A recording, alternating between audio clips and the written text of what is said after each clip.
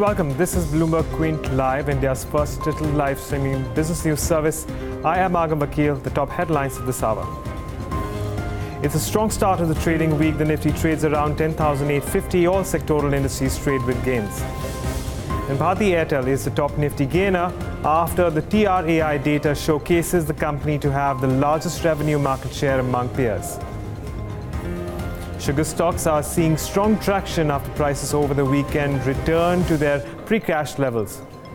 And truck and bus sales outpaced passenger vehicle sales in May, grows more than 50% over the same period last year, according to the industry data. Well, viewers, thanks for tuning in to Countdown. My name is Neeraj Shah, and the market's doing reasonably okay for themselves. About 0.75% higher for the Nifty 50 trading at the high point of the day, 10,845. The Nifty Bank too has performed reasonably okay. Maybe not in the same way as the Nifty, but still about 0.6-0.7% higher trading around the high point of the day. So it's good going largely for the large cap space. The mid cap and the small cap indices should come up on your screen. Both the BSE mid cap and the small cap indices too, about 1% higher, about 0.75% higher. So good going by and large for a bunch of stocks in the session today. 0.5% for the BSE mid cap index. Bring up the heat map and you will see a fair bit of green, maybe not as much as the start of the trading day, but a fair bit of green even right now, and not too many losers. HCL Tech and select IT names have come off. HCL Tech, remember when we started off, was up about 1.5% and the top gainer, currently amongst the top losers. But that disappointment notwithstanding, look at the list of gainers here. Ultra and Grasim for better part of the trading day have been trading higher. Bharti Airtel in the green and continues to remain in the green. Strong moves for Bajaj Finance, up under 2.5%, really strong going there. And Pharma 2 continues to pile on the gains. Remember in the morning we were talking about how there should be trades which should be continued on Sun Pharma or no. Most people were of that opinion that there should be. Sun Pharma hasn't disappointed. About a couple of percentage points higher for Sun Pharma as well. And Reliance continues to march ahead, up under % in the session today. So select 4 or 5 names seem to be doing really well for themselves in trade. But overall, the mood certainly positive, at least as far as the large caps go, and the mid caps haven't done too badly either. But there are some newsmakers and some market movers, and let me highlight those before I hand it over to Agam for the more liquid universe. Firstly, stocks which are in news. So Inox win on the promoter resignation. While they've clarified, the market doesn't buy that too much, down another 3% in the session today. Zee Learn, they've painted a fairly rosy outlook for the quarters ahead. Yash will come in and talk about this, but the stock is up about 2.5%. And Alembic, some clearances and a beaten down stock coming back with a bang, up about 20% in the session today. So good going really. Sugar prices rise from the lows, and almost all of the companies without exception trading, some 3%, some 5%, some 9%, but almost all of the stocks have done really well in the session today. So good going for some of the sugar names as well. Last but not the least, stocks which are trading at new highs.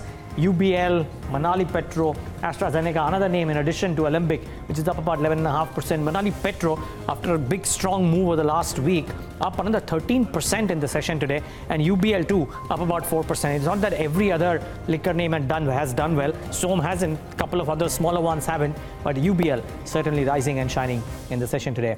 What about the more liquid universe, Agam? Well, UBL certainly makes my list, but I'm going to start off with the benchmark indices right now. And as one might expect, we're seeing more accumulation towards longs in the benchmarks. Let's bring up the Nifty first and take a look at that. It's a 6% increase in open interest, even as it trades at a discount of around 18 points. Coming down to the Nifty Bank futures as well, again an accumulation of nearly 9% increase in OI, even as the underlying moves up by as much as 0.6%. The India Volatility Index, of course, as one might expect, is notching up as higher, but this is largely on account of the vast amount of calls that are being bought into, and that's the reason why we are seeing an expansion in premiums, hence an increase in the VIX, still below the mark of 13, and that should provide comfort to those who are long in the markets. But in terms of the way we are seeing changes in open interest in today's day of trade, as one might expect, we're starting to see more and more writing around the lower levels. So at the 10,700 and 10,800 puts the most active in today's day of trade. 10,700 seeing in fact quite a substantial amount of activity. And I reckon, considering it is right next to the maximum open interest 10,600 put, we're likely to see that compete against that particular strike. So we're going to watch out for 10,600 as well as 10,700 in terms of the lower end of the market, which is likely to provide some support in the near term. On the upper end, there is very little to speak for when it comes to maximum open interest. But that brings me into stocks, and as I was just mentioning, United Breweries moving from strength to strength. 19% increase in open interest towards fresh longs. We have Torrent Pharma as well, but this is on the losing end. The underlying declines by 1.4%, 17% added towards fresh shorts. And Strides Shasun is the other one, which has been extremely volatile, and it's declined by as much as 2.5%. Shorts there as well, with another 15% added in OI. And Pidilite Industries, which has been largely subdued, which had a subdued start to the trade, and eventually trended lower, now down nearly 2%, and we're starting to see some fresh shorts. But on the whole, when it comes to the benchmark indices, looking good. And well, as far as the Nifty Bank 2 is concerned, we're looking at a construction and more accumulation of longs towards that. Okay, so that's of course the more liquid universe and what's happening there. And while remember, this week it's all about what's happening across the world and not really just in India. It's the first day of the week, and today as usual we'll get you a global voice on markets, macros and news. Joining us today is Paul Kitney. He's Chief Strategist at Daiwa Capital Markets. He joins us right now on the show. Good having you. Thank you so much, Paul, for joining us today. Obviously, the next couple of days while this Donald Trump and Kim Jong-un meet is center stage. Eyes out also for what happens at the global central banks this week. What is your sense of how each of these factors is placed to impact sentiment as well as flows? Right. Good day to you, and thank you for inviting me on your program. So first of all, let's start with central banks. So we've got the Fed that is likely to raise rates this week by 25 basis points. We've also got a Bank of Japan meeting coming up, and also the ECB is likely to give some guidance about, as well as the Bank of Japan, as what they're going to be doing with regards to QE. I'm not terribly hopeful on getting much information on the latter, but I do think that we'll see a 25 basis point hike on the part of the Fed, which has been pretty much baked in as part of this gradual policy normalization that they have sort of flagged for some period of time. So that's the first thing as far as central banking is concerned. Now, as far as the geopolitics and the Trump-Kim meeting tomorrow, all eyes are on that particular meeting. I think there's a lot of optimism that to some degree has been priced in. I take sort of a sober view on this topic. This is not just a meeting to discuss the interests of the United States and North Korea. There are 5 main stakeholders involved here. There's North Korea, South Korea, Japan, the United States, and China. And each one of those need to have their interests met before any type of agreement is likely to come through. So we've done quite a bit of work on scenarios with regards to the Korean Peninsula.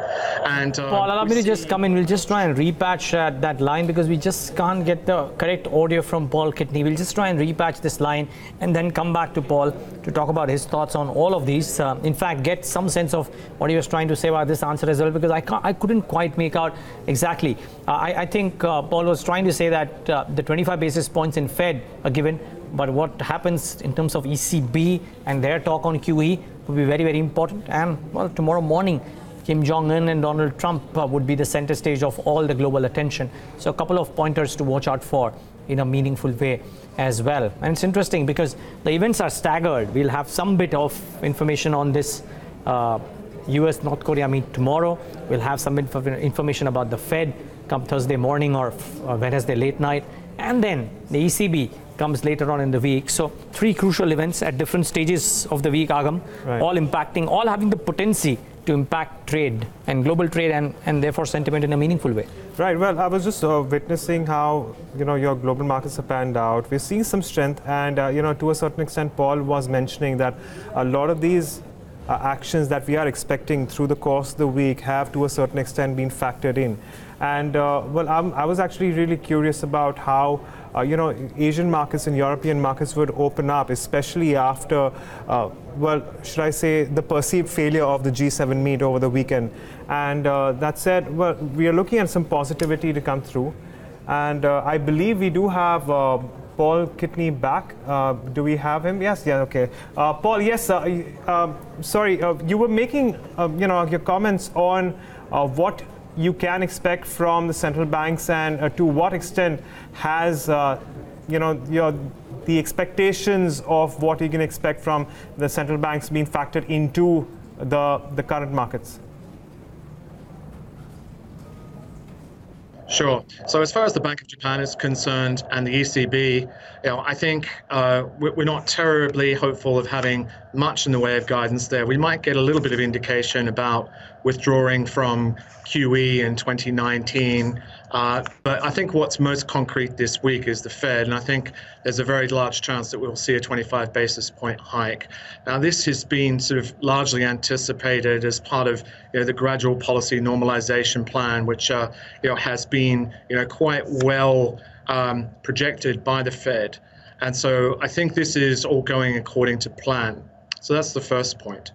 As far as tomorrow's summit in Singapore is concerned, when it comes to the geopolitical issues surrounding the Korean Peninsula, I would sort of caution to being too optimistic about much happening tomorrow. So we've done quite a bit of scenario analysis. I'm looking at sort of the key decisions here, whether there's a peace treaty or not, whether we see denuclearization or not, whether we see reunification. And so we've worked through this for each of the 5 stakeholders. Those 5 stakeholders need to be at least as well off as they currently are in the status quo for there to be a reasonable scenario to pan out. So of course, the status quo is likely to be sort of the most probable event, but we do see some chance of there being sufficient detente, in particular sort of a denuclearization that could pave the way towards market-based reforms. Now this is interesting from an investment perspective because this could usher in the potential of not only foreign aid, but also foreign direct investment. Now that could be a very interesting investment opportunity for not only South Korean companies in engineering, construction materials, construction machinery, logistics, but also for other related companies in the region. Right, Paul. So, considering what you've spoken to us about with respect to the various central bank action that we can expect, how does that and what does that mean for fund flows into emerging economies? Right, that's a great question. So I think really the main mechanism by which this is influencing emerging market flows is the US dollar. So many emerging markets have got dollar-denominated debt. So all things being equal, a rising US dollar impacts adversely the ability for emerging markets to service that dollar-denominated debt. Now, our scenario is that we have including this rate hike, 3 rate hikes over the course of the next 12 months, which puts the Fed funds at around 2.5%. I think that's now become consensus. It was slightly hawkish prior to this period, but I think the market's caught up with us. Now that is consistent with a flat to moderate appreciation in the US dollar.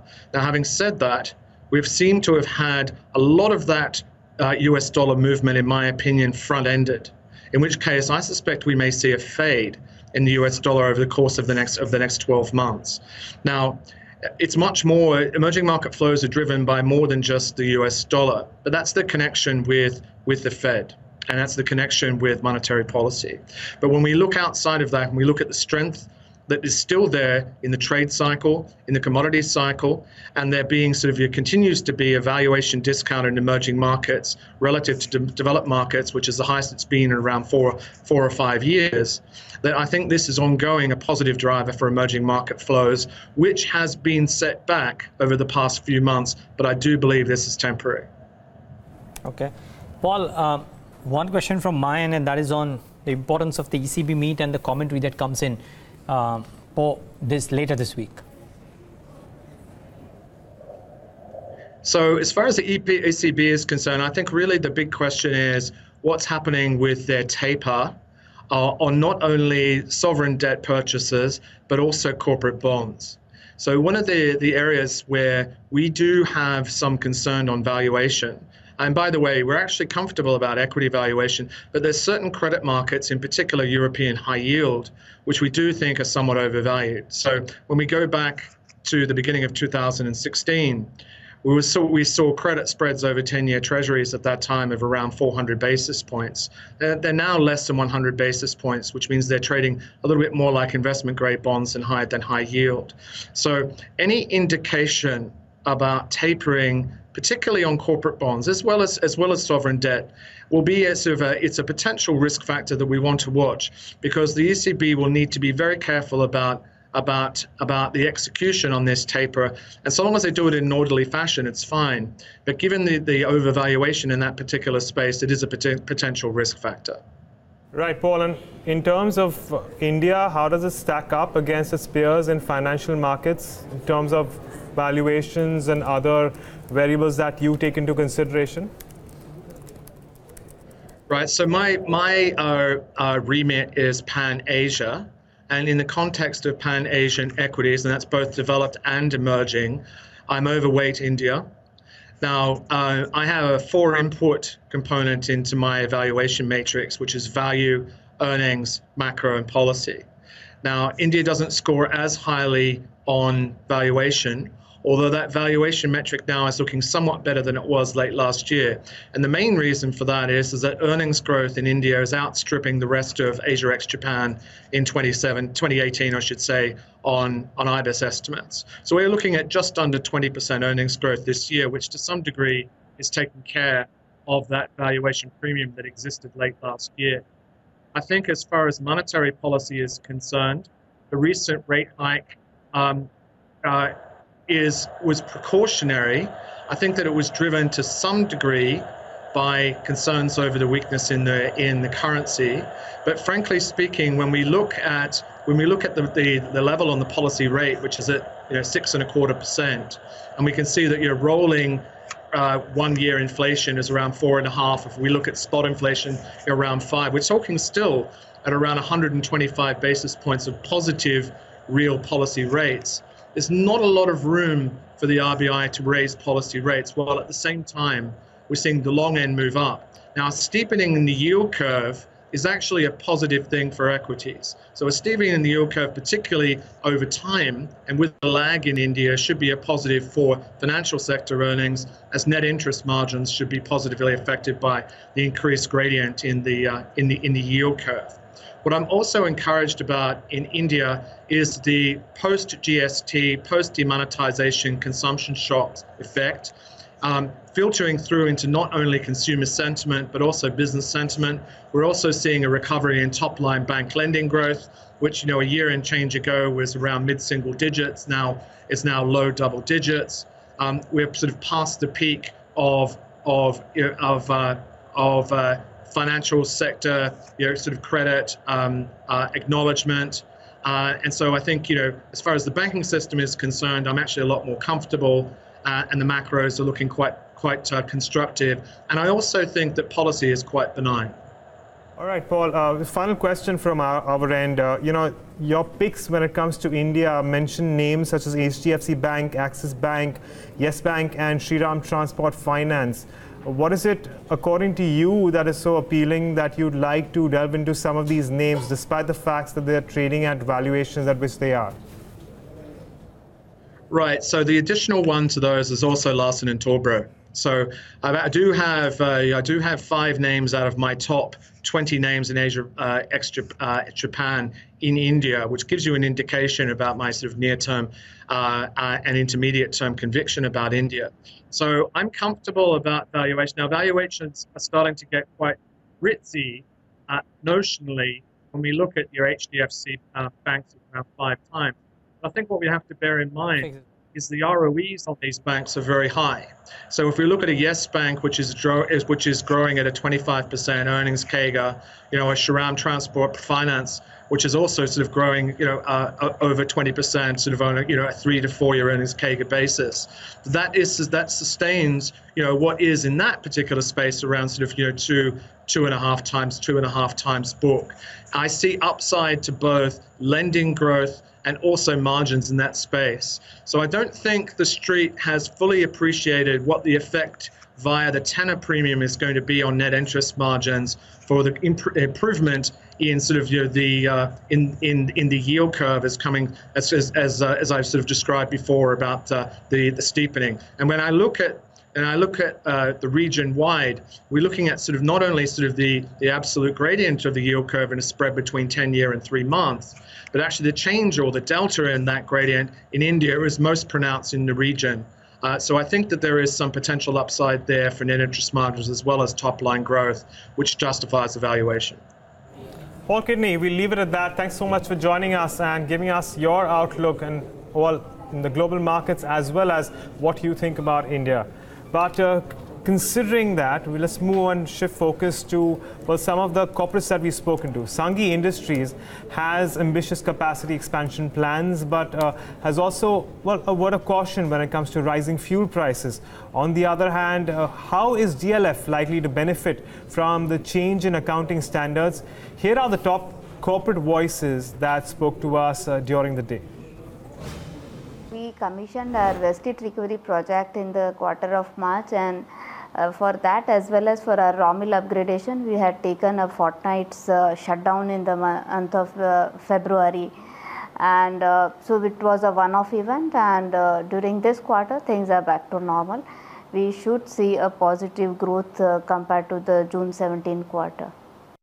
I think the main impact of volume loss occurred only in the Q4. Up till Q3 we were very much on that track, and we had been anticipating decent volume comparable to the previous years. But Q4 the production loss of 15 days and the corresponding cement volume loss was a setback for the volume as such. But that doesn't deter us from the growth path which we are pursuing, and we anticipate that the current financial year we are still very much on the track and we would do as we had anticipated. A word of caution would be that diesel prices and the energy prices have gone up. So that would have clear impact on the industry, and if you see Q4 results across the industry, everyone has clocked below 20% margin, and nobody has touched even 1,000 rupees EBITDA, which has come off from a good of 1,200 to 1,400 range for some of the other players. So given that, yes, there is an impact on the squeezing of the margins across the industry, and we are no exception. There is no additional capacity which is getting commissioned in FY19. The entire project will get commissioned only by the end of FY20. So that will have impact only in FY21. And the suboptimum capacity which you point out we are performing today will get absorbed during FY19 and FY20. So we have 2 years of sufficient volume capacity in front of us which we can absorb from the existing capacity, and by then the new capacity would be in place. We've been consistent in our guidance to the markets. Last year we were talking about green shoots and also the overhang, the sentiment overhang because of many of the developers going belly up.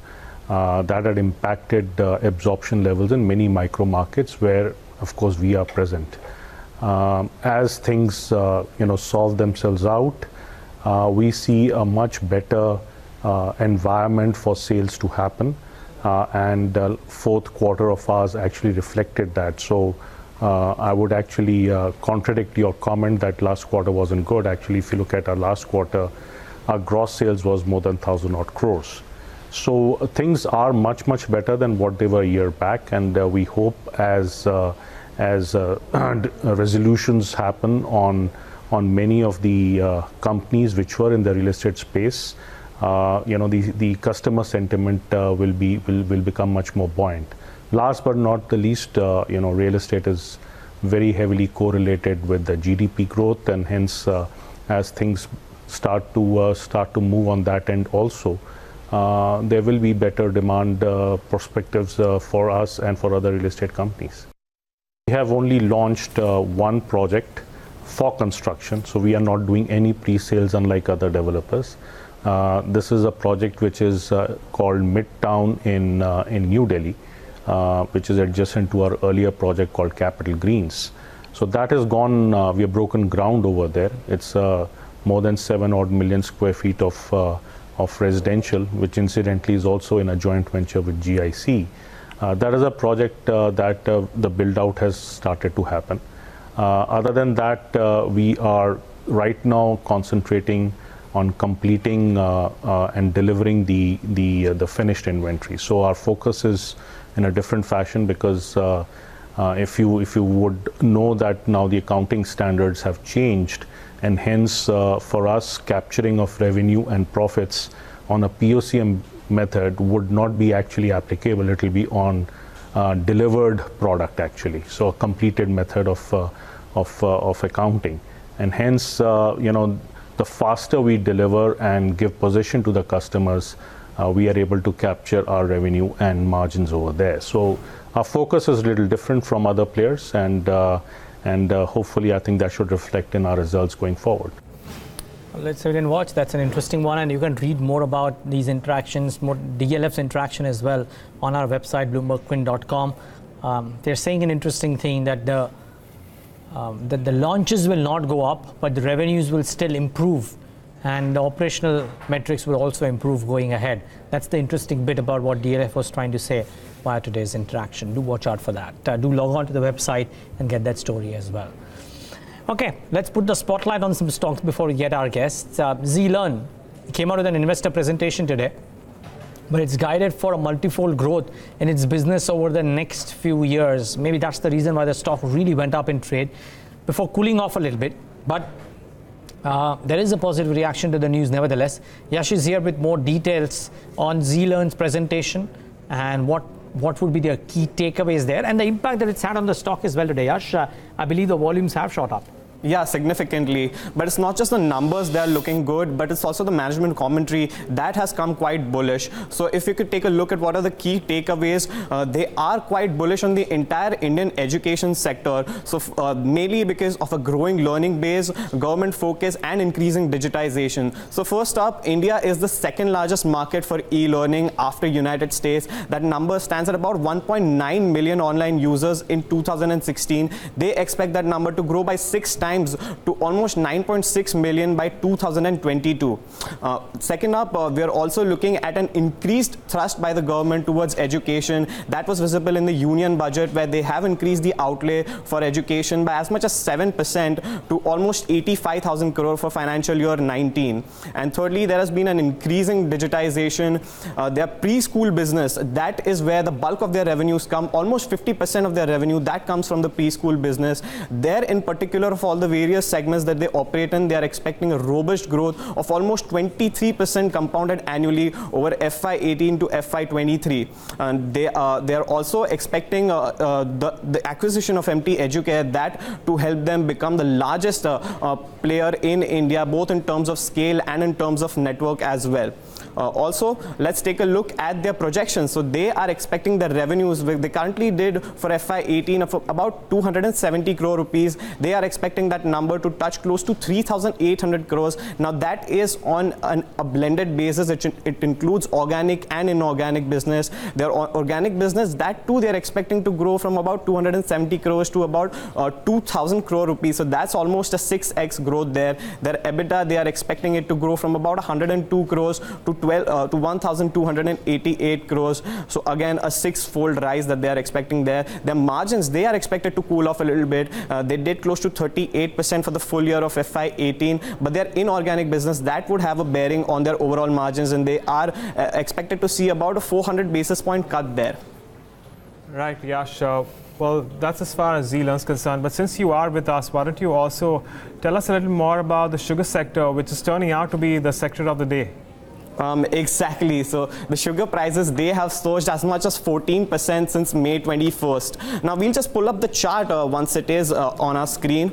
On May 21st, we are considering the sugar prices, the movement from there on. So the sugar season, that typically starts from October 1st. So the price chart that stands over here, the sugar prices, the M30 variant, that is the medium sized sugar in Mumbai, that was trading about 3,880 rupees per quintal. But a bumper crop this year saw production increase by as much as 55%, with ISMA revising their production estimate upwards for a third consecutive time, and is expected to be at around 31.5 to 32 million tons. As a result of this, we saw sugar prices, they are seeing a steep decline, crashing almost 31% till May 21st. However, this was a day which is important to note, because that is when we first heard of the government considering a relief package for the industry of about 7,000 crore rupees, various measures that they had. And from then, the sugar prices, they have surged as much as 14%, a sharp recovery there, because the industry participants, they were expecting a slew of measures that included the creation of a buffer stock of almost 3 million tons and an ex-factory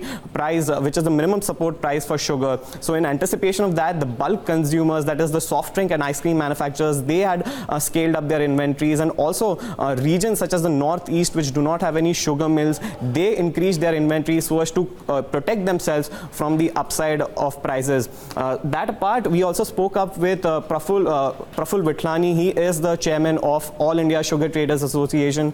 He expects the prices to sustain at about 34 rupees per kg for the month and next month till July, but slowly they would come down and they would be expected to stabilize around the 30 to 32 rupees per kg level. Back to you. Okay, we'll watch out for this. Yash, thanks a lot for putting that into perspective. Watch out for the sugar names. They are doing reasonably okay in trade today. However, at 2:30, that time of the show, when we get our experts on board to try and figure out how the trade could go ahead in a bit, Sanjeev Basim would join on the fundamentals. To start off the show on a Monday, as usual, Hemen Kapadia of KR Choksi Securities and Sumit Bagadia of Choice Broking with us. Gentlemen, both of you, good morning, or rather good afternoon. Many thanks for joining in. Hemen, how are you viewing trade? I could very well say 4 days of gains, even though we may have had a slightly iffy trade one of the days late last week. But it's been consistent upticks that we've seen for the last 3 or 4 sessions. Do you sense some resistance at these high levels? A very good afternoon, Neeraj. Yes, I think absolutely there's nothing wrong.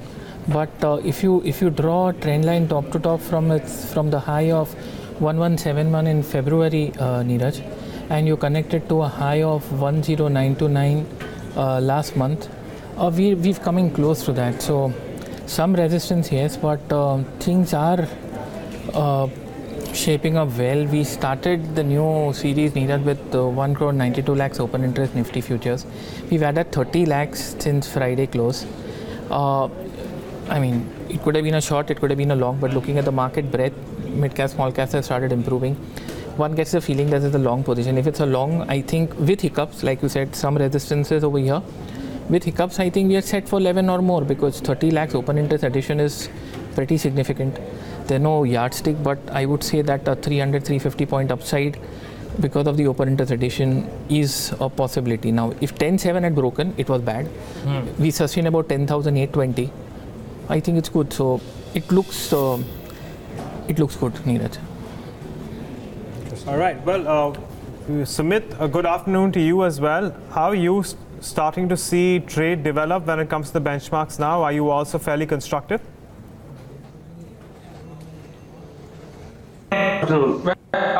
They are looking strong to me. What sense looking at the chart is that Nifty and Bank Nifty both are headed higher. From here on, we can see a good upside move in the next couple of days. I think for a trading perspective, one should initiate long positions in Nifty at current market price. If there is a dip of around 30 to 40 points from present levels, then that should be used as a buying opportunity. On the higher side, there is a possibility that we might see a move till 10,900 or 10,950 levels in the next couple of days. So for a trading perspective, one should initiate long positions in Nifty. At the same time, Bank Nifty is looking good on charts. And from here on, there is a possibility that we might see a move till 27,000 levels. For a trading perspective, one can initiate long positions in Bank Nifty at the current market price. If there is a dip of around 100 to 150 points from present levels, then that should be used as a buying opportunity, with a strict stop loss to be placed at 26,300 levels on lower side for the upside target of 26,900 and 27,000 levels in the next couple of days.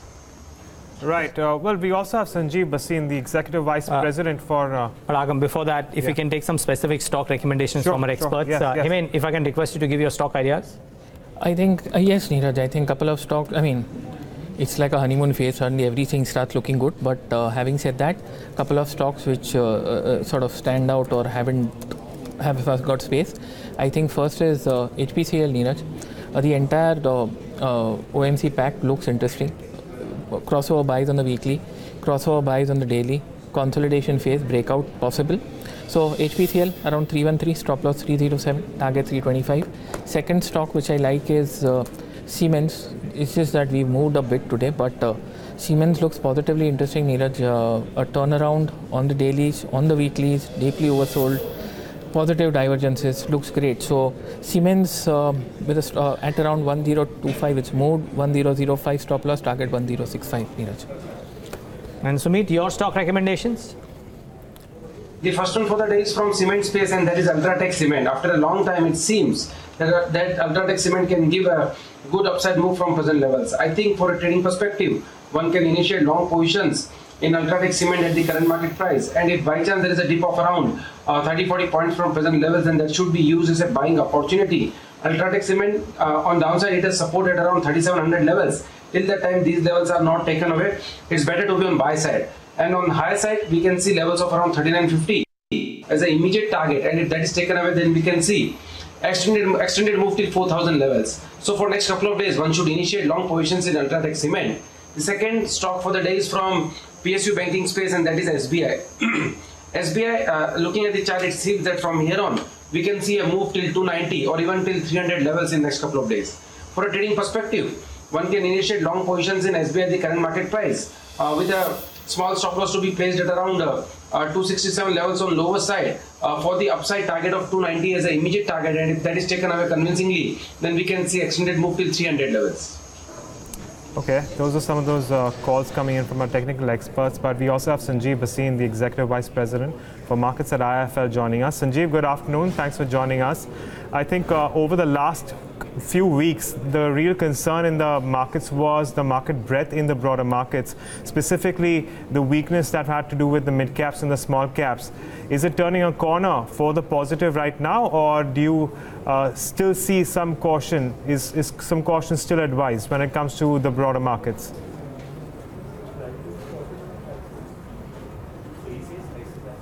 Well, those 2 weeks were the best to buy, and we put our neck out and said that that's the time to buy the mid caps. The carnage and the fear was the best opportunity, and we still think this is just the starting tipping point. Nifty is definitely headed to 11,000 plus, and the mid caps will outperform. So pick your stocks, see your winners, have conviction, and stay invested. It's not easy because the market has been very, very volatile, and it has tired out most people. But this is the time the markets are looking excellent for the next 3 months. And we would advise to buy on any dips, particularly some of the mid caps which can outperform the Nifty in the next 3 months. Interesting. Sanjeev, it's a set of global events that are lined up this week. You don't expect any kind of small term repercussions or corrections if indeed the global central banks were to talk of tightening or withdrawal of the tapering at all, do you?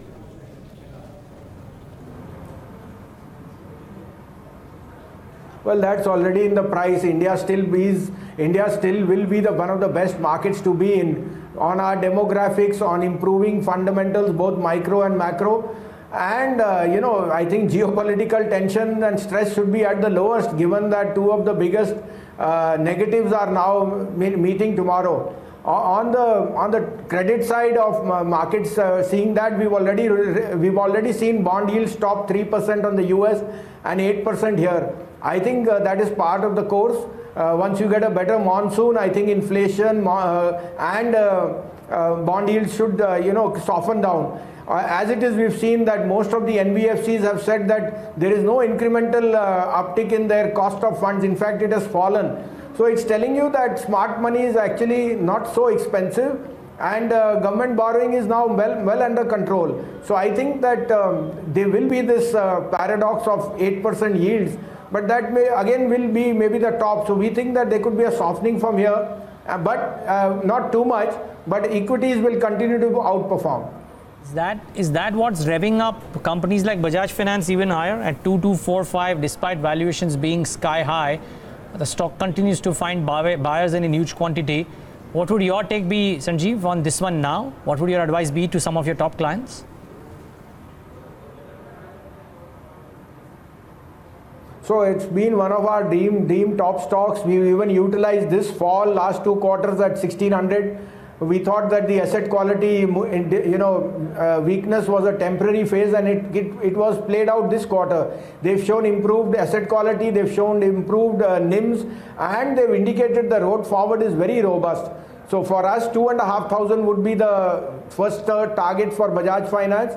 But if you don't have it, use any decline to add it to your portfolio. It also tells you, whether it's Bajaj Finance or India Bull Housing or Chola Mandalam or M&M Finance, all are indicating lower cost of money. So where is the fire, that you are hibernating that NIMs will fall and the whole, whereas credit is expanding very fast, and the same would be the case for a lot of the PSU banks, where again they pointed out that right backs would be the key going into the next 2 quarters. So pick your winners. I think the State Bank of Chairman, and he himself alluded that retail and corporate lending is at a very, very inflection point. And hats off to Sanjeev Bajaj for creating one of the biggest wealth creators in Bajaj Finance. Right, Sanjeev, what we also got over the past few days is positive cues from the Indian pharmaceutical sector. Is it turning a corner towards the positive?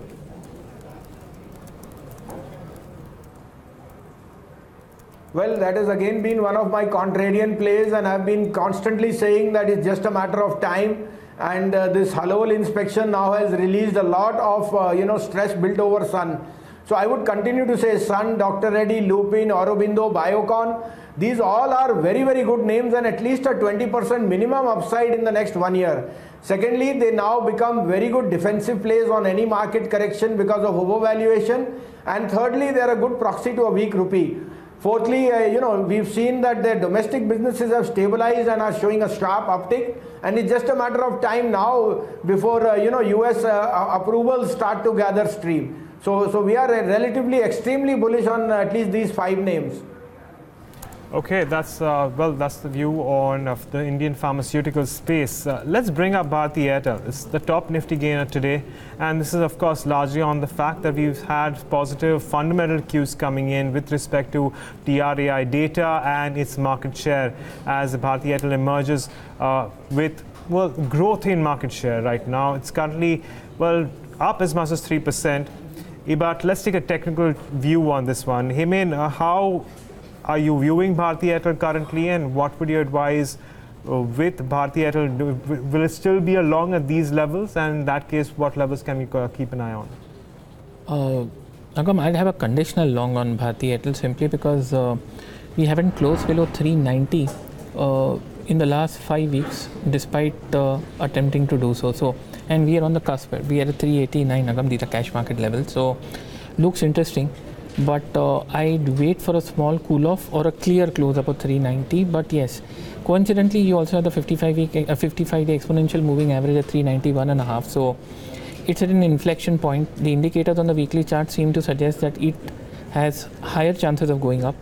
I'd wait for a small dip, and then I think it would be a trade, because about 390 Bharti could give you 5 if not 7% upside. Agam. Okay. Some sharp gains to companies like Jacob in the last half an hour or thereabouts. The stock is up about 18% now, 146 and counting. I don't know if it's got to do with I don't know if the same is true for some of the others, land bank stories, the RIILs of the world. So Reliance Industrial Infra and Jacob typically used to move in tandem. Jacob is up about 118%, RIIL too, up about 13%. Skill Infra, SKIL, Skill Infra should also come up on your screen. Now locked in a similar pocket, so to say. But no, this one is not gaining too much, but the others certainly are. Big moves really for Jacob as well as RIIL. Difficult to really call what happened to these companies on a daily basis. Nevertheless, get back to Sanjeev Bhasin and some chats thereof. Sanjeev, incidentally, IIFL is doing rather well for itself in the session today. But that notwithstanding, Sanjeev, the couple of beaten down pockets have shown a bit of a bounce. Would you dismiss these as dead cat bounces? Because the fundamentals are not particularly clear. One is PSU banks, two is the sugar companies. Both of them, after being hammered down, out of shape during the course of days, weeks, months, whatever you call it, are just showing signs of a bounce back. Sugar today, PSU banks the last couple of days. Well, not today, Neeraj. We put our neck out on SBI at 225, 230, and from there it's up to 276. Indian Bank was another top favorite at 300. It's up to 375. PNB at 73. So who says there is not enough room on the upside? I still don't rule out another 20% upside. I think PNB can easily give you 120, given that they've now sounded very bullish on the next 2 quarters. Their divestment plan is on to get out on non-core assets, which means SBI, PNB Gilts, PNB Housing. Thirdly, they are also in the mood of selling a large part of their reality to get back cash on the books. And so like I said, it's a glass half full, half empty. We are also very bullish on the power financiers. So be it a PFC REC, a PFC 74 is now 85. We think these are the best spots, given that government is now focusing. They made a pilot company. There is power consumption in North India, in Delhi, is at the highest ever, and you're seeing robust power trading. And secondly, the whole gamut of the new power minister is to get back prepaid meters. Meters are being lodged everywhere. So recovery and I think distress is at the lowest which we've seen in the last 3 years. Relatively, if you think of a sector, I think in the next 2 years, power could be a huge outperformer given the gamut of the government funding, and thirdly the recovery of dues which were overdue. Okay. So, well, the finance corporations, and I'm guessing Sanjeev Bhasin is if you're thinking of buying distress, Sanjeev is recommending some of the power financiers. They've been on record now for a while. Sanjeev has been speaking about how you should buy into PFC, REC, etc. Sanjeev, I'm guessing that same still holds true for staple names like ITC. You've spoken in the past about liking this one. It hasn't budged too much from these levels, so investors probably still have the valuations which are favorable if they want to invest into. Correct. So 3 of my picks, ITC went to 290, back to 270. I still reiterate this will be one of the best stocks in the next 1 year. You can't ignore the dynamics of, 11,500 crore of the turnover is now FMCG. They make 1% on that, and they are getting into more and more products and verticals which are going to be launched. They are going to gain market share. They are going to get more margins. Cigarette is one of the low-key businesses, given the other businesses of FMCG, paper, hotels, all that whole chain is doing excellent. Another of my stocks, NBCC, if you came down to Delhi, Neeraj, you'd see. If you went to Hyatt Hotel and beyond, you'd see Naroji Nagar, where there's a board, the biggest colony not in India, in Asia, and NBCC is privy to that. So I can't tell you the order book. It's just a quarter on quarter. Sometime execution is a little bit of a lag. Now this is a stock which can be a doubler in the next 2 years, and I reiterate, that should be one of the better stocks to be in. IDFC on the back that sum of parts valuation on their mutual fund, private equity, and their securities business, which is now going to be up for sale, should be the added kicker. And IDFC Bank, again, that merger now with Capital First being through, I think this will turn out to be one of the best MSME stroke retail bankers in the next 2 years. Okay, so both IDFC and IDFC Bank, and a couple of themes that Sanjeev has been speaking out for a while. He's still very, very bullish on those as well. Sanjeev, one last question really. You spoke about NBFCs by and large. We spoke about Bajaj Finance. What about Grah Finance? I would have loved to ask you about the brokerage names as well, but obviously you can't talk about IIFL and Edelweiss. Let's talk about Grah Finance. So Grah Finance has been one of my star outperformers. I've been at this stock from 250 levels in the last 1.5 to 2 years, and this stock is unbelievable. In the low ticket, it is one of the best plays. Management is extremely sound, and I think this stock, even though it looks extremely stretched, has been beating all its peer groups on quarter. So again, look for any decline. I think Grah Finance is surely headed toward 1,000 rupees. Okay. Look out for any declines. 1,000 rupees. Wow, that's something. But the company has had a track record of delivering year after year for a number of years now. The valuation wise, the most expensive NBFC, much more expensive than the HDFC Twins or AU Small Finance Bank or any of the other names, maybe with a reason. Sanjeev Bhasin, always a pleasure having you. Thank you so much for taking the time out and speaking with us today and giving us your thoughts and your ideas as well. Well, that's the view from Sanjeev Bhasin of IIFL. A couple of stocks which are off today include a UPL, HCL Tech, and Tata Steel, about 1% lower in the session today as well. Well, but we're speaking of NBFCs. That's the chart of the day today as well. Agam Vakil has brought to us NBFCs with the highest return potential as per the terminal. Agam, while all of them have seen a decent run up, which of them present the chance of the biggest bang for the buck? Right, Neeraj. So I was taking a look at Bajaj Finserv, Bajaj Finance, and some of the other NBFCs which were trading at lifetime highs.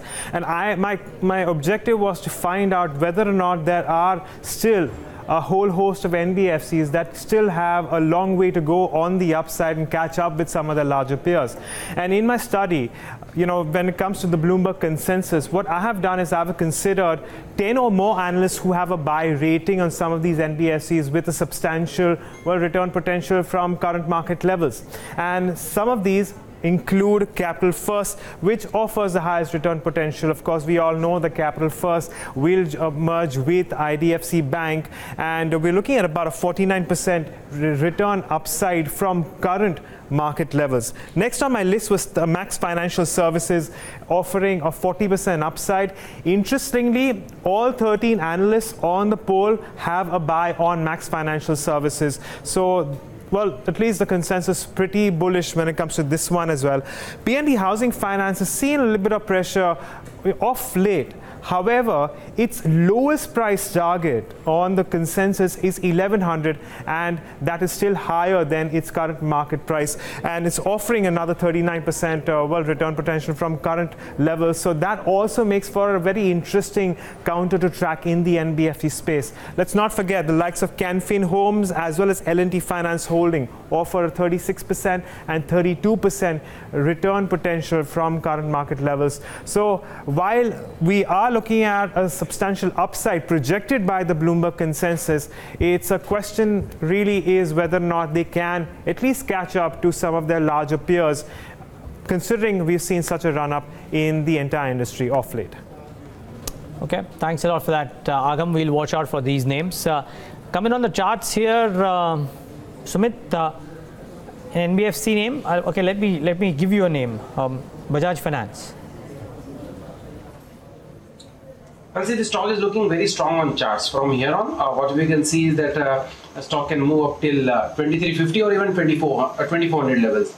Bajaj Finance has given a breakout, and now it's quoting at higher levels, but still it seems that the stock can give a move around 8 to 10% from present levels in the next couple of weeks. I think for a trading perspective, one should initiate long positions. Those who have taken long positions, they can hold on their existing long positions. Trading stop loss should be placed somewhere at around 2170, 2180 levels for the upside target of 2350 and 2400 levels. All right. Sun Pharma, of course, is also the other stock which has been on the rise on a fundamental basis. But let's see if we can get a view when it comes to trends. Heyman, are you tracking Sun Pharma, and what levels can we watch out for?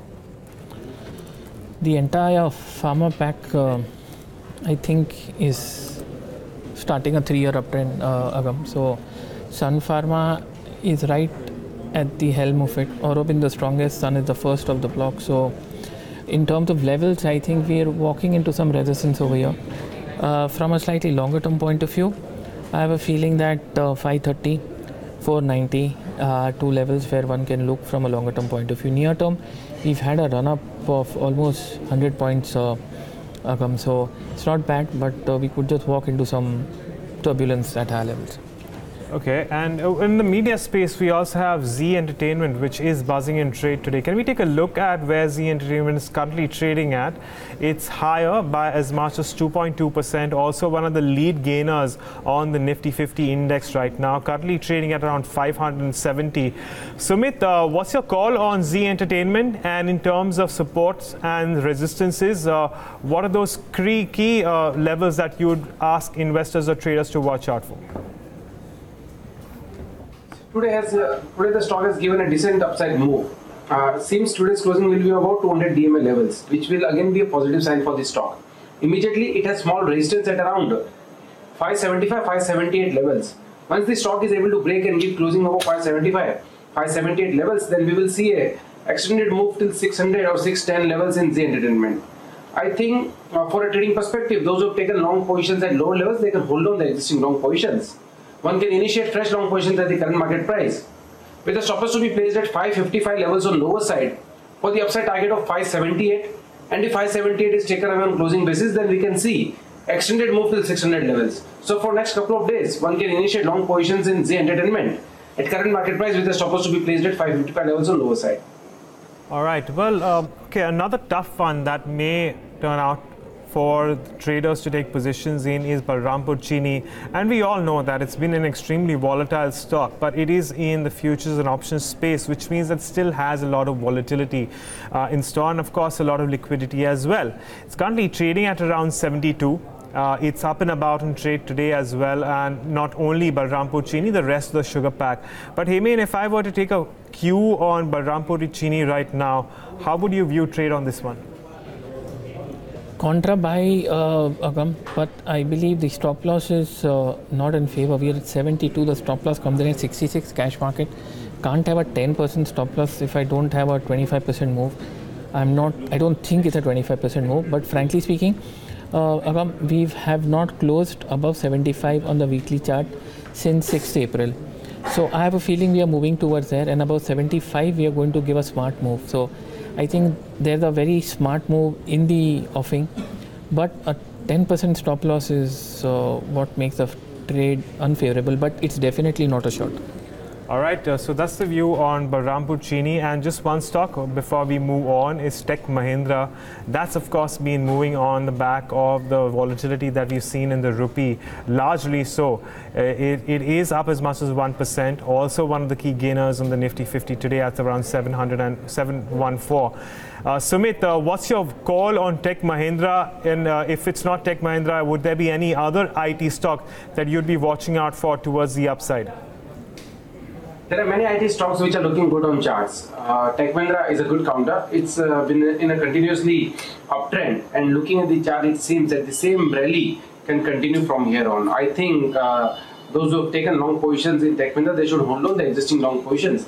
And in fact, one can initiate fresh longs at the current market price for the upside target of 730. That would be the immediate target. If that is taken away convincingly with volumes, then we can see move till 750 levels also in the next couple of weeks. For a trading perspective, one can initiate fresh long positions with a stop loss to be placed at 699 or 700 levels on lower side for the upside target of 730 and 750 levels. All right. Just want to address some of the flashes on your screen. From what we understand is that Elliott urges ThyssenKrupp to negotiate a better Tata Steel deal. And Tata's weak performance means that the tie-up is now less favorable. That's according to Elliott as well. And Elliott sent a letter to ThyssenKrupp about the steel joint venture as well. And on account of that, we're seeing weakness in Tata Steel, which is down by as much as 1.3%, currently trading at around 592.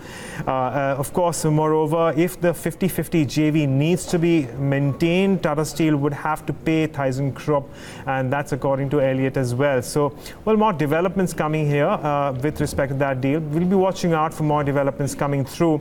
But with that, we're going to slip into a short break. But before that, hear out what RJD leader Tejashwi Yadav has to say about the different developments. Listen in, and we'll come back and see you in just a bit. Opposition की unity जो हो रही है, जो लालू जी का एक सपना था, एक कोशिश थी कि देश भर में महागठबंधन बनाया जाए नेशनल लेवल पे, तो आप देखिएगा कोई कयास नहीं लगा सकता था कि मायावती जी और अखिलेश जी में भी बात हो सकती है।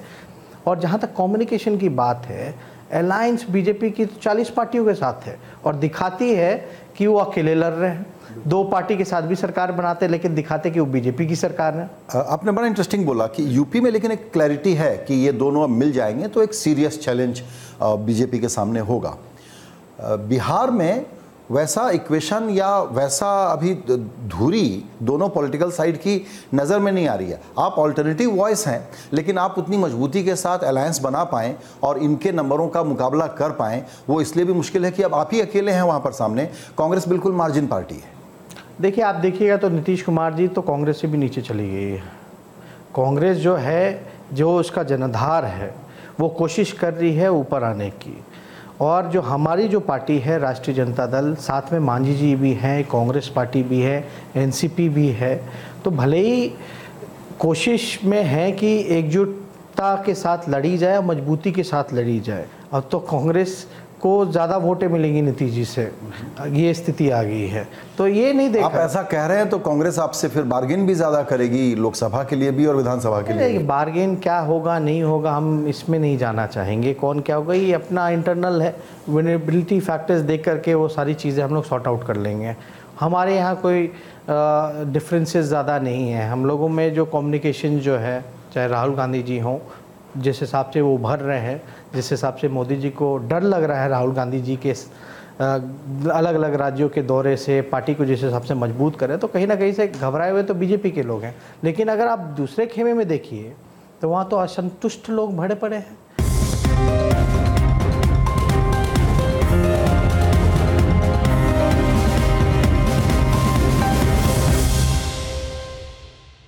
Welcome back. You're watching Countdown right here on Bloomberg Quinn Live. The news bits on your screen. Let's get in Yatin Mota, who's looked at this story and gets us a perspective on what do these shareholders have to say. Yatin, I presume it's not just activist shareholder Elliott, but some others as well who are asking the management of ThyssenKrupp to renegotiate the deal with Tata Steel. Clearly, Neeraj, at this point in time, it is very critical for Tata Steel European business to have a JV deal with ThyssenKrupp. Probably that will facilitate the deleveraging and probably will get a better scale when it comes to steel and making steel products in Europe. Now, what we gather from German newspaper reports this morning as well as the Bloomberg copy, it says that activist shareholders, including Elliott, have urged ThyssenKrupp management to negotiate a better deal with Tata Steel, given the fact that there have been various changes which have happened in the past many months, because of which ThyssenKrupp should get a better valuation when it comes to the entire transaction with Tata Steel Europe. In fact, Tata Steel letter to the ThyssenKrupp management highlighted the divergence in performance of Tata Steel's European operation as well as ThyssenKrupp's steel business.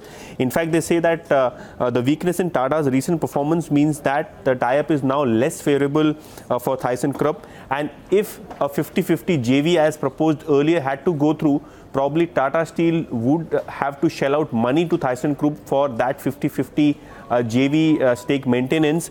Else, there would be a chance, according to Elliott's calculation, that Thyssen would have to get a 82% in joint venture versus the 50% earlier, and Tata Steel's share in the JV should drop to a level of 18% from the earlier 50 proposed.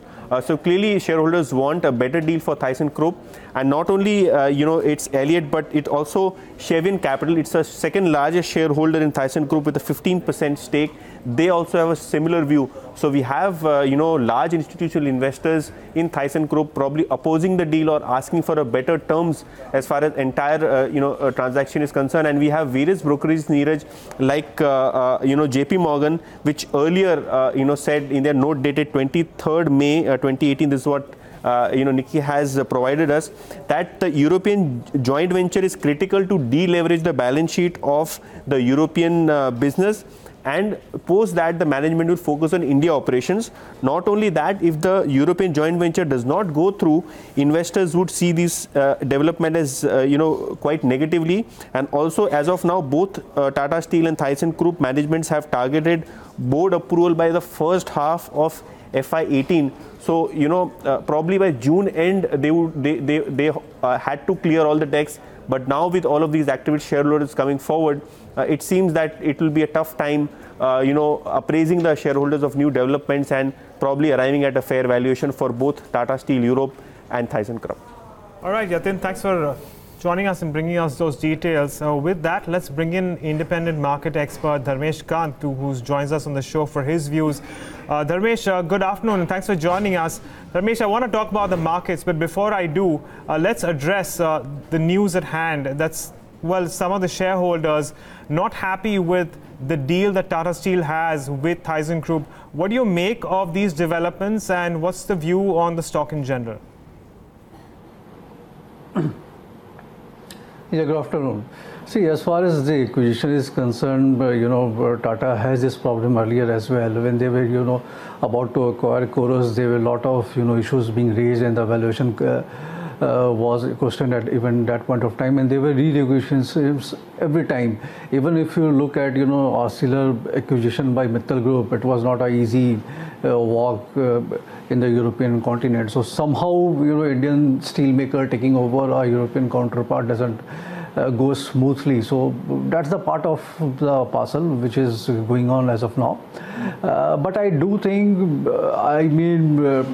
just to have the cash flow in place to get this European operations intact, because the coolest mistake which they have done, they are trying to get out of it, get it rectified, and get on a more smooth sailing kind of a boat.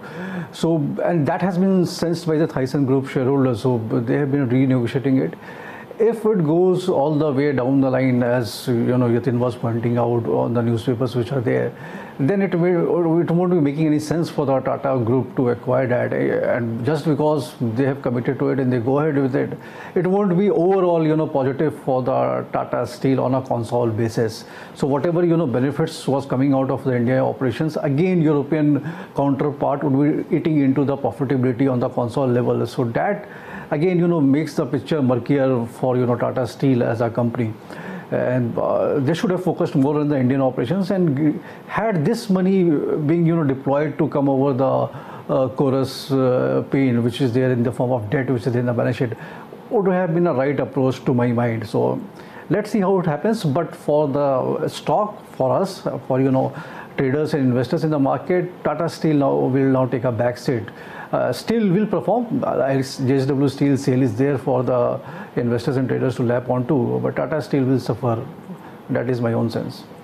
2% down now for Tata Steel. The news is certainly having its impact on the stock, 589 and counting. Before we go to the Fab 4 stocks, Hemen Kapadia, just a quick thought here. Tata Steel, it's succumbing to some selling pressure. It's difficult to really call this one as to whether the fundamental impact can last or no, but would you trade it? No, Neeraj, I would sit it out because slightly conflicting views. The 60 minutes and the 120 minutes look bad. The weekly, it's trying to bottom out. The daily, it's giving a retracement after a rise. So I think there's too much of divergence, Neeraj. Okay, leave out a trade maybe.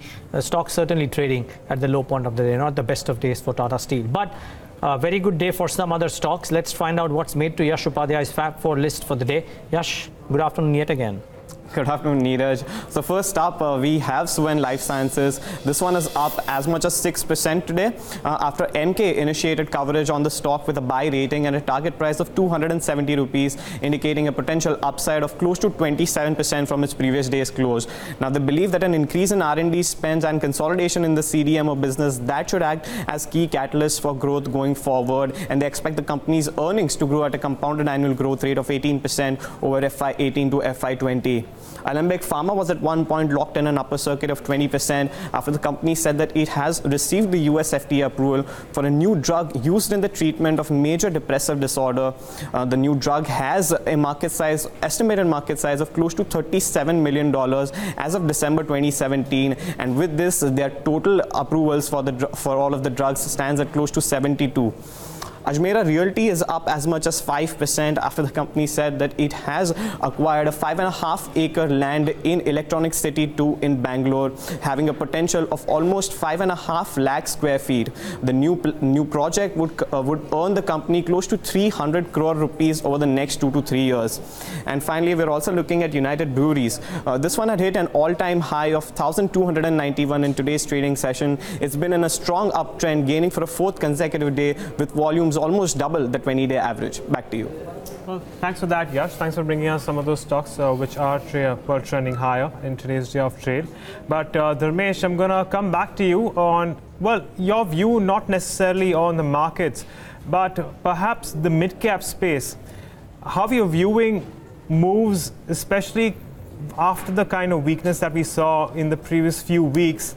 And I've been asking a lot of experts out there whether or not it has turned a corner towards the positive right now. Yeah, a bit of buying has started in mid cap and small cap space selectively, though, and the correction which has happened gives the comfort to start investing in a small way. But if you look at the numbers of Q4, it was pretty decent, around 15-16% kind of bottom line growth, EBITDA growth of 12-13%, or top line growth of around 16-17%. That is about the odd 200 companies which I generally track on the mid cap small cap basket. So that was barring the PSU banks. If we include the PSU banks, these numbers will pan out differently. So excluding that, the segment did pretty well. So but that comes on the back of GDP growth picking up, monsoons in place, and all other macros working in favor for these companies. So I think at least after 40% or 30% kind of a correction on most of these stocks, it does merit cherry picking out there, but in a small way, not aggressively. And the sectors which I think will attract the attention as of now is again the same old cyclicals, be it infra space, metals, materials, and construction, building. These are the spaces which will attract most of the attention, and slowly I think traction will also come into auto ancillary space, which is as of now not seeing much of attraction. Okay, Dharmesh, this in today's session, by the way, I must say just before I get back to Dharmesh, that Tata Steel is now the top loser on the Nifty 50. I mean, it's been like that now for the last 10 minutes, but it's eclipsed UPL as well as HCL Technologies as the top loser on the Nifty 50 at least. What's done well today, a set of others, are select pharma names. Dharmesh, what are you doing in pharma today? For example, Alembic got some relief. That stock is up 20%. Friday, along with Sun Pharma's relief, Sun Pharma Advanced Research naturally so went up about 12 or 13%. AstraZeneca has some gains today, about 12-13%. Select other names have done reasonably well. What do you like in pharma, if you like anything? Neeraj, you coined it, perfectly by saying the word relief before every stock name you took. So it was just a relief rally which we have seen in the pharma space, and usually it happens because IT did see the rally happening out there in spite of the numbers not being so impressive. Forget about impressive, the numbers were just run of the mill, nothing great about it. And just because the currency has depreciated, some buying interest was seen and the market was falling, so a defensive bet was there. Pharma did not see any such rally happening out there. I don't see any great changes where the headwinds converts into a tailwind for the pharma stocks. All the scenario in the fundamentals remains where they were before the correction started, or the dislike for the pharma stocks started. Somehow this relief rally has been managed out here. But I do think it may get an extension of this relief rally. A couple of days or more of a sideways kind of a trading may happen. People may take give it a breathing space, but again there should be a pickup out there. So 10-12% kind of an upside just on account of relief trading rally on pharma stocks is very much plausible. And in the space I like, Aurobindo Pharma is the one which I am very comfortable with, given the valuations compared to its peers and the performance which they have been doing. Not very great, but at least better than what others have given the Q4 numbers. And 13 times 1 year forward PE multiple, with an expectation of 10-12% kind of a growth going forward, augurs well for Aurobindo Pharma. So that's the only stock in the pharma space. If at all I have to put my money, I will be buying that. All right, well, it's 3:15. It's that time of the show when you give you an idea of what the dealing rooms are, well, delving into and getting interested in. We have Darshan Mehta and Yatin Mota joining us for the same. Darshan, good afternoon. I'm going to start off with you. What are you tracking? Yeah, so basically, one of the stocks that's been actively spoken about today is Aurobindo Pharma. There's a buzz of a potential corporate announcement that could come into the counter that's been spoken about. No doubt it's come off the highs of the day, but this is one of the counters that's in focus among some of the dealers. The next stock that dealers are talking about is RBL Bank. No doubt it's come off the day's high, but dealers do believe that the momentum may continue on the counter. It's done extremely well. It's moved up significantly from the past few sessions, and Reliance Industries is the last one that dealers are talking about. Some of the FIIs are actively accumulating the counter, and that's what's been spoken about. But Yatin, what are you hearing? Darshan, Tata Steel, we spoke about that, and a lot of brokerages have been sending sales note to clients that on this potential news there could be some short-term downside to the stock, and probably we are looking at some short build-up which is happening on Tata Steel. Stock down 2%, has been drifting down after the news came in at 12 p.m. So stock under a fair bit of pressure. Apart from that, Strides Shashuns also is one stock wherein dealers are recommending a STBT strategy, which is sell today, buy tomorrow kind of a strategy. Dealers expect further weakness in the stock. And finally, in the cash market segment, watch out for Manali Petro. The stock has been doing fairly well in the last 5-6 trading sessions, and dealers from here on also expect that on the back of HNI buying, we could see further more upside in this chemical company. 9% higher for Manali Petro in the session today. Thanks a lot for that, Yatin. It's an odd stock. We don't normally talk about this, Dharmesh, but do you track Manali Petro? Have you looked at the business at all? Yeah, sorry, I don't track it. Okay. I will want to come back to you on some of the gas companies, but just before I do that, since Manali Petro is on a roll, let me just get a quick chart check from Sumit Bagadia on this one. Sumit, a good Friday, I think a good last week, carrying on from the momentum, even though it's off the highs of the day. Manali Petro, what levels do the charts suggest? The Manali Petro stock has been giving a one-way move from lower levels in last couple of days. What we have seen is that stock has given a move around almost 10 to 15 points from the lower levels. Looking at the chart, it seems that from here on, we can see extended move. Those who have taken long positions, they can hold on their existing long positions, and if anyone wants to initiate a fresh long positions, then wait for some correction or some profit booking, because present levels are overbought levels, and it's not good to initiate fresh long positions at the current market price. One can hold on the existing long positions with a trailing stop loss to be placed at around 49.50 or 50 levels, and on higher side there is a possibility that we might see levels of around 57 or even 60. So one can hold on the existing long positions, but it's not advisable to initiate fresh long at the current market price. Right. Well, Dharmesh, coming back to you, you do like BEL. Why is that? See, BEL is a quality company and it has been doing fairly well. The last quarter numbers were not so good, and that I believe is more to do with the accounting treatment of revenue recognition. That's the reason why the numbers were not very impressive. Going forward, I do think the numbers will be impressive. 20-25% kind of a CAGR for next 2 years on the top line and bottom line, I do see coming into BEL. If you look at the order book, they are standing at 40,000 odd crores of order book, and the annual revenue recognition is around 10,000 odd crores.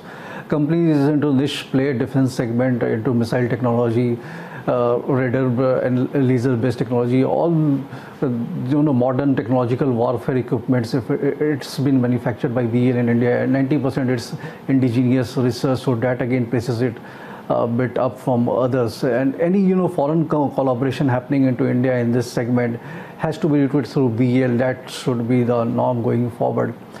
Debt-free company, high ROE, ROCs, return ratios in excess of 20%. So I think the recent correction gives it a very good opportunity for investors to buy it. Last week also I recommended this stock. That time it was trading at 110, 112 kind of a price. So it has moved up a bit from there. But 20% kind of an EPS growth for FY19, and if you value it again at 20 times of PE multiple, so 140, 150 should be the valuation target for next 1 year. So a significant, way up from here as well. So that is the reason I have been recommending this consistently. Okay. About 10 minutes left for trade to shut shop. Let's get in closing strategies from our experts. Came to you first. One closing strategy. I wish I wouldn't have to give a closing strategy, Neeraj. Okay, think about the markets then. They have cooled off completely. Would you want to trade the index? No, like you spoke earlier at the starting of the show, resistance, like I said, there's a top to top supply line, and we've come exactly over there. Things haven't changed that much, but obviously it's been a slight sharp stock to stock decline, Neeraj. So I'd wait for things to cool off, and I'd prefer to see the FNO data at the end of the day. I wonder, actually, there's just been a remarkable pullback in the last few minutes of trade for the key benchmark indices. I was trying to see which are the stocks that have come off amongst the heavyweights. So L&T has probably come off very, very sharply. RIL has come off sharply. There is some weakness in the auto names like Tata Motors and Hero MotoCorp. All of these stocks coming off has led to the index doing. I presume L&T and Reliance Industries would be the principal culprits because those are the heavyweights, and they've come off quite rapidly. L&T too, after just making a bit of pullback, has come off. But yeah, Reliance, ICICI Bank out there, contributors yes, but the last few minutes fall led by these names. Sumit Bagadia, your BTST or STBT as the case may be? PFC is looking good to me. Today we have seen a good move in PFC and RSC, both the counters, but at present it seems that one can initiate long position in PFC at the current market price, that is 84.30 levels. The outside it has supported around 82 levels, so that should be the stop loss for the upside target of 90 and 92 levels in next 1 or 2 days time horizon. Right, well, there you have it. You can watch out for PFC. Well, Dharmesh, my question to you is that there's no doubt about the fact that we've seen a surge in some of the large cap companies. I want to talk about the Nifty 50 companies specifically.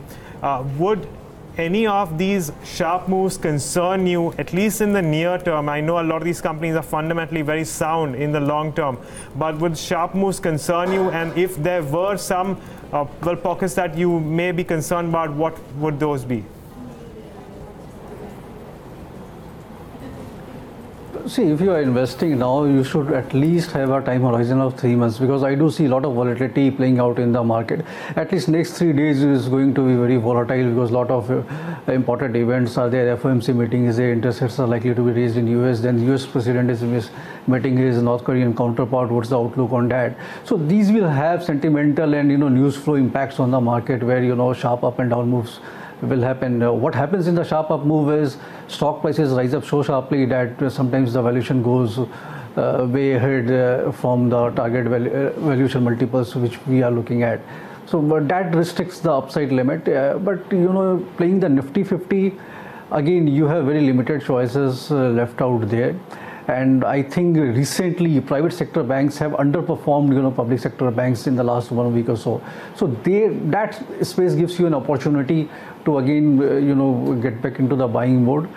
In automobiles, again Maruti has moved up fast, but if you look at Hero MotoCorp, it has not performed so significantly, and metals. So these are the 3 spaces where I would be interested in advising my clients to invest money. So any correction into HDFC Bank or SDFC, L&T, Hero MotoCorp, Hindalco should be a good buying opportunity. So that has to be there. One has to look at the risk-reward ratio before investing in the current market scenario.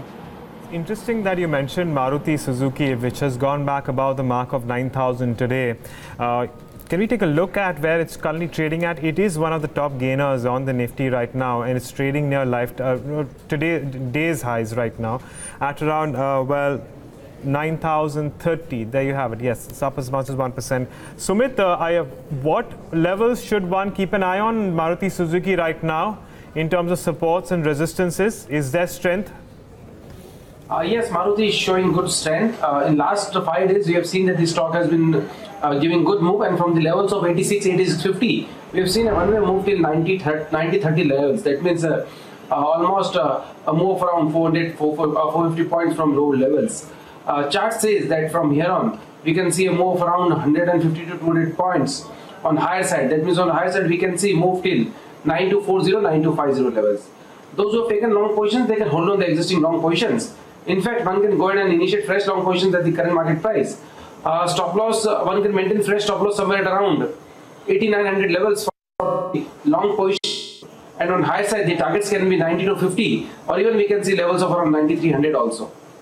All right, and let's bring up HCL Technologies as well. That's on the losing end of the Nifty 50. It's down as much as 2%, and we're tracking some weakness there at around 910. Heyman, are you tracking this one? What's going on with this one? Sorry, Mr. HCL Technologies. Frankly speaking, perplexing, Agam, because the entire Nifty IT index has been moving sideways for almost 10-11 weeks in a consolidation. Infield looks like breaking out, so does Tata Elxsi, and HCL has gone the other way. So I am not quite sure what has happened. We're seeing a downward bar reversal coming in today, but I wouldn't short it. It's too oversold, but I still can't figure out why it's not performing at all. All right. Well, with that, I'm going to take a moment to thank Dharmesh Kant for joining us and giving us his views on the markets. But I'm also going to ask our technical experts to stay on for just a bit before market closing. And with that, I'm going to toss it over to Neeraj to take us through the benchmark indices and how they have panned out today. Neeraj. Yeah, and then Agam will, of course, bring up what the broader market performance is. But I must say, it's been a bit of a disappointing close. We may be ending marginally in the green, but off from the highs quite considerably. We will, towards the close, also highlight what the other world markets are doing. Our markets have come off. Bring up the mid caps and the small caps. They too have come off and trading very, very flat. So, a good start, but all for nothing really, because in the end, we just come off quite rapidly today. Let me highlight what's happened to the large caps, and then Agam will, of course, take you to the more liquid universe. What's gained today? Well, companies like Bharti, Bajaj Finance, the juggernaut rolls on, 2.5–3% higher for that one. Grasim and Ultratech have looked okay, and Zee about 1% higher, but aside of that, not too much. Dr. Reddy's and Sun Pharma has some gains, but nothing really too dramatic. On the flip side, Tata Steel, after this news broke out on Bloomberg wires, down about a couple of percentage points. HCL Tech down, UPL down. I think the key culprits are here. ICICI Bank and Reliance Industries, these two names came off and they dragged the indices along with them. L&T2 playing a part here, so some heavyweights coming off in the last 30 minutes, clearly putting pressure on the large caps. But mid caps are not spared of the pressure either, Agam. Some corrections in the last half an hour. Absolutely, Neeraj, and you know, the advanced decline ratio has skewed towards the declines over the last 1 hour specifically, as you can see, as that's indicated by some of these large cap indices. Let me pull up 4 stocks which have, however, been buzzing in trade, and this is on the gaining end. So let's take a look at something like, well, we have okay, Jacob, that's up as much as nearly 20%. It's actually locked in upper circuit. But we also have Alembic Pharma. Of course, we've had some positive news flow coming through, and Alembic Pharma is also locked in an upper circuit of as much as 20%. Moving on, one more stock which has been doing well in today's day of trade is Coffee Day Enterprises. This is not one of those stocks which usually shows up on one of the top gainers the list, but that said, it's up as much as 8%. And the final stock which is on the list right now and it's up and about is Timken. The Timken is up as much as 7%, 6% right now, also advancing in trade. So plenty of stocks out there when you consider the kind of gains that we've seen. And of course, we're going to have to wait and watch whether or not these stocks hold on and see, well, more strength coming through. But for now, considering the kind of declines that we've seen in the broader markets, we're going to have to wait and watch on this one. Well, with that, let's take a look at how we've done in the markets in general as a whole. Well, Neeraj, do you want to take on the... No, I mean, just 5 seconds left for the markets to shut shop, and we'll shut shop with a vertical pull back onto the indices. But this is the picture at close. Flat as flat can be, and this is the vertical cliff that both me and Agam were talking about. Bring up the market breadth, and yeah, Agam was rightly talking about how the breadth was skewed in the last half an hour in favor of the declines, and this is what I think it shows, the advent of the declines in the day and the decline of the advances, still in favor of the advances, but the ratio completely came off in the last 45 minutes of trade, Agam. So clearly pressure not just on the large caps but the mid caps as well. Well, in terms of the way turnovers are panned out, again, as one might expect, you know, largely, well, average turnovers for the cash markets is the F&O market turnovers that I'm really interested in. That's where you start to see a churn. Now, it's not your futures, it's not your bank nifty expiry. We're in the first week, or rather the second week of the June series. So it's not on a Monday we see, well, turnovers for the futures and options space as high as 5.5 lakh crore rupees. That said, this indicates that there is a churn. And well, as one of our experts already mentioned, that this could also mean an increase in volatility. That's the expectation as we move into the next few weeks. So we'll be watching out for that. Speaking of the VIX, that has also moved up by as much as 2 to 3% in the last 20 odd minutes. So I'm going to be watching out for that one as well. There you have it, up as much as 3.8%. And it's gone back above the mark of 13. Over the past 2 days, it was below that. So we're going to watch out for this other important variable and see where that takes us when it comes to the indices. Yeah, and lastly, I just want to mark what the world markets are up to. So the European market should come up on your screen, just to give you a sense of what the global markets are doing today. We've come off, yes, but a very sharp pullback. The global markets are not all that bad. FTSE, in fact, 0.75% in the green, DAX to 0.5%. So some bit of profit booking purely coming in for our markets. Remember, we started the show asking Hemant Kapadia about whether it was looking tired, and his answer was in the affirmative. So we have come off quite rapidly. But let's wait and watch. Tomorrow's another day. We'll get to know. Final thoughts from both our experts. And I mean, let me come to you first. You did mention that the indices were looking a bit tired to your mind. How does this set us up for the next couple of days? Keep in mind, though, that a lot could change because of the global developments. Yes, Neeraj, frankly speaking, I'd play it safe, have a small wait and watch. The bank nifty is clearly underperforming, Neeraj. And like I said, a 30 lakh open interest addition and we don't sustain about 10,820. I am slightly worried. Okay, there was a correction like you mentioned, resistance at higher levels, perfect. We walked into resistance.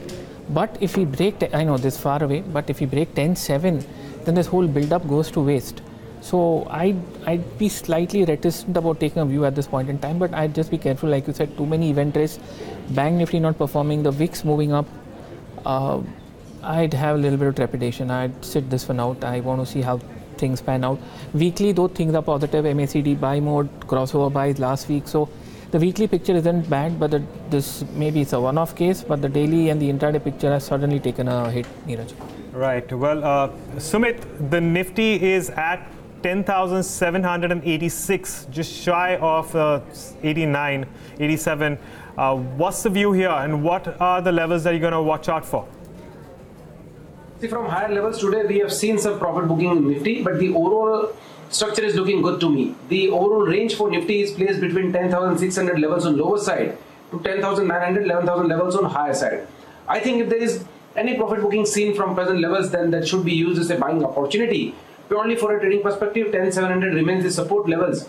And on higher side, if this time 10,850 levels are taken away, then we will see move till 10,900 or 10,950 levels. Overall range for Nifty is placed between 10,600 on lower side to 10,900, 11,000 levels on higher side. We feel that in next couple of days or in next 1 week or 2 days time horizon, we are going to see a good upside move in Nifty and Bank Nifty. So overall, if there is any dip in next couple of days, then that should be used as a buying opportunity. Okay, gentlemen, both of you, we'll leave it at that. Many thanks for joining in today and giving us your thoughts. Really appreciate your time and have a great week ahead. And well, we take a break. In fact, wrap it up on this leg of Countdown. So from Agam and me and the team that put this show together, thank you so much for watching. But up next is the Bloomberg Quint Market Wrap with Agam Vakil. You don't want to miss that. Stay tuned.